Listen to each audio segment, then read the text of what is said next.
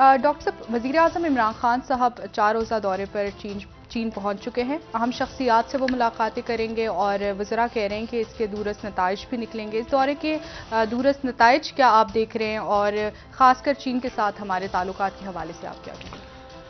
देखें, इंतहाई अहम दौरा है वज़ीर-ए-आज़म का। एक तो ज़ाहिर है कि चाइना की तरफ से तमाम दुनिया को मदऊ किया गया था, जी सर। लेकिन बहुत से मुल्कों ने उनका डिप्लोमेटिक बाइकआउट किया, लेकिन अपनी टीम्स को वहाँ भेजा। अच्छा, दो तीन बातें बड़ी अहम है। एक तो यह है कि आज भारत की तरफ से अगर इसको ज़रा देखिएगा प्लीज़। अच्छा, आज भारत जो की है तरफ वो से भारत की तरफ से डिप्लोमेटिक बाइकआउट का जो है वो ऐलान कर दिया गया है, और उसकी वजह यह है कि चाइना ने जो अपनी टॉर्च सेरेमनी थी, जी जो सर। हमने कल भी बात की, तो उसमें गलवान वैली के अंदर जो उनके एक हीरो जख्मी हैं। होने वाले उनके हीरो थे फौज के, तो पीएलए के, तो उनको जिम्मेदारी दी थी। तो उसके बाद जो है वो आज भारत ने उस पर एहतजाज करते हुए ये कहा है कि हमारे जो सफ़ीर हैं बीजिंग में वो उसमें शरीक नहीं होंगे। तीन चार मामलात ऐसे हैं जो बड़े अहम हो रहे हैं इस दौरान। वज़ीर-ए-आज़म जब मौजूद होंगे चाइना में, पहली बात तो ये है कि देखना ये है कि वज़ीर-ए-आज़म साहब की मुलाकातें कितनी होती हैं वहाँ पे, किस जी। किस किन शख्सियात से मुलाकातें होती हैं।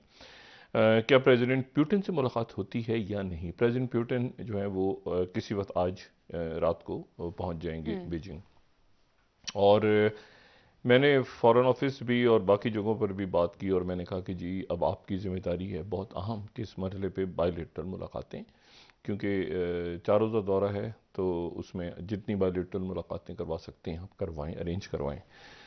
तो ये फॉरेन ऑफिस की जो है वो भी हमारे सामने आ जाएगी परफॉर्मेंस के किस हद तक वो कामयाब रहते हैं इसमें।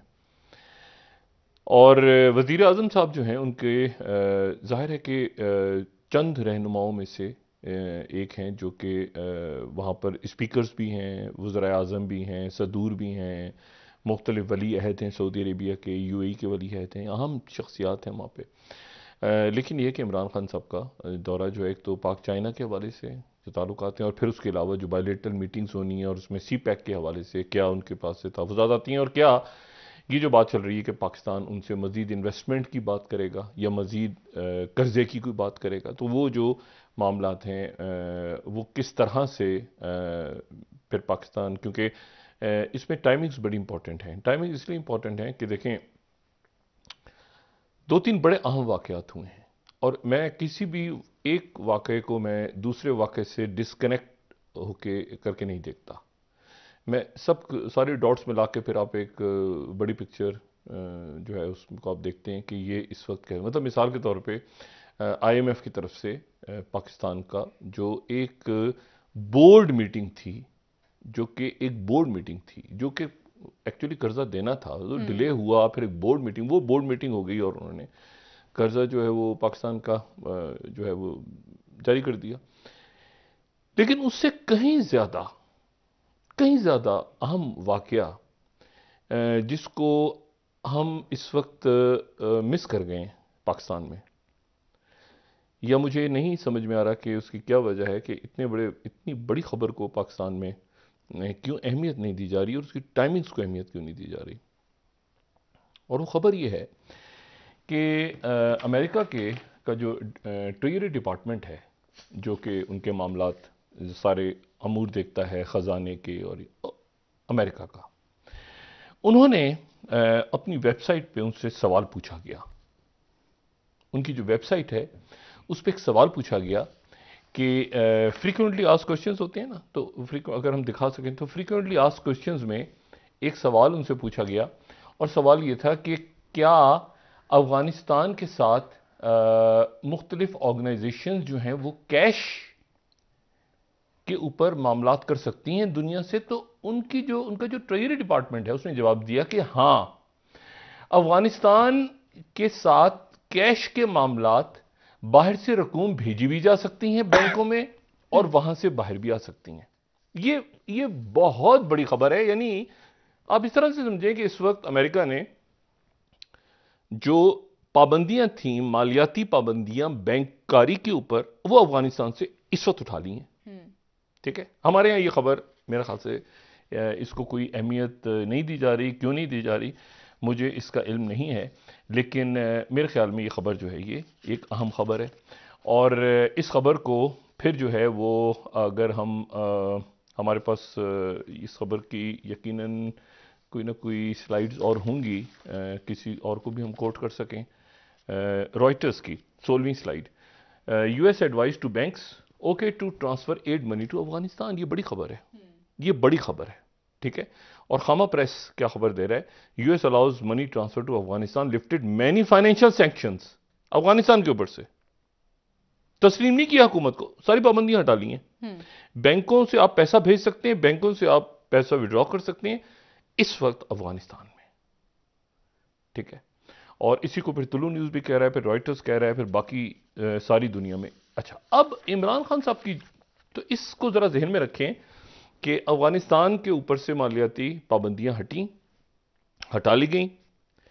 ये वाकयात जो पेश आए हैं बलूचिस्तान में, दहशतगर्दी के वाकयात पेश आ रहे हैं, ये कैसे हो रहे हैं, इनका बैकग्राउंड क्या है, वो ज़ाहिर है कि हमारी जो सिक्योरिटी स्टैब्लिशमेंट है उनकी तरफ से मुज़म्मती बयान भी आए हैं, अफसोसनाक वाकयात हैं, लेकिन उनका जो बैकग्राउंड है उसके बारे में अभी तक कोई ब्रीफिंग्स नहीं हुई कि अफगानिस्तान की सॉइल पे क्या हो रहा है, अफगानिस्तान की सॉइल पे क्या हो रहा है, कौन कर रहा है।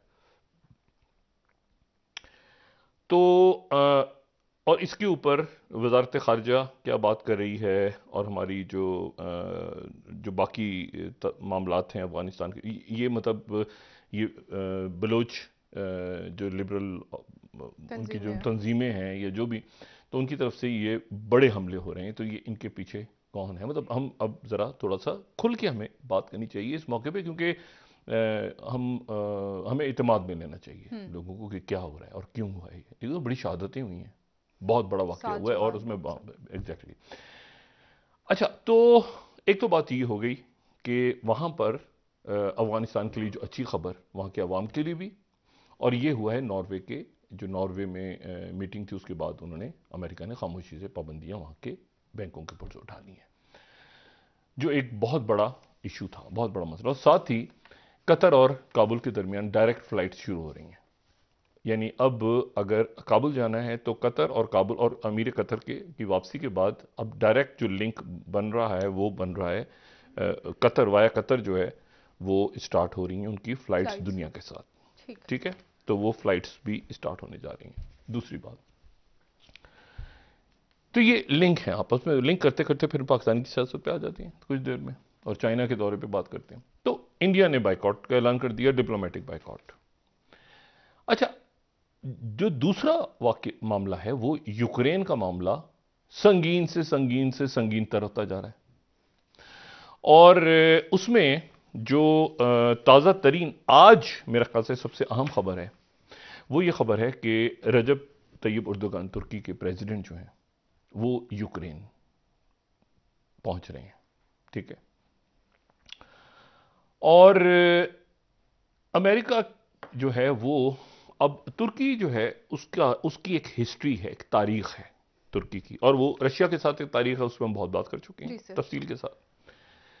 लेकिन एक और इशू भी है रशिया का, टर्की का एक और इशू भी है। टर्की एक बहुत बड़ी पावर, एक बहुत बड़ी सल्तनत, सल्तनत उस्मानिया के तौर पे यहाँ पे रहा है दुनिया के नक्शे पे। तो एक तो ये है कि तुर्की जो है वो उनके प्रेसिडेंट जो हैं वो गए हैं यूक्रेन, और वो कोशिश कर रहे हैं कि मॉस्को और अमेरिका या मॉस्को और यूक्रेन के दरमियान, प्रेसिडेंट ज़ेलेंस्की के दरमियान तल्खी को ख़त्म करवाएं।